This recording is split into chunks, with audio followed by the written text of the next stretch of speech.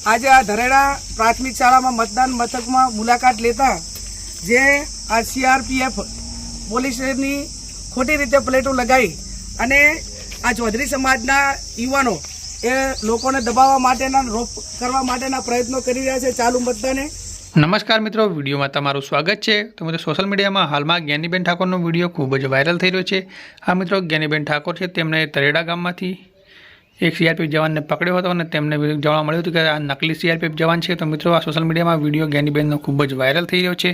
તો મિત્રો તમે પણ જો સમગ્ર વિડીયો અને મિત્રો તમે આ વિડીયોથી શું કહેવા માગો છો કમેન્ટમાં જરૂરથી જણાવી દેજો અને મિત્રો વિડીયોને શેર પણ કરજો તો બીજા લોકો પણ જોઈ શકે। અને ખાસ મિત્રો ચેનલ ઉપર નવા હોય તો અમારી ચેનલને પણ સબસ્ક્રાઈબ કરી દેજો। તમે પણ જો મિત્રો આ વિડીયો જે હાલમાં સોશિયલ મીડિયામાં ખૂબ જ વાયરલ થઈ રહ્યો છે।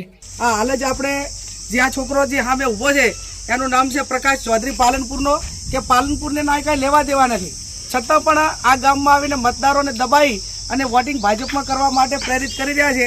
એટલે જિલ્લા પોલીસ વડાને, ચૂંટણી પંચને મારી વિનંતી છે કે એમના સામે FIR કરીને કાયદેસરની કાર્યવાહી કરે।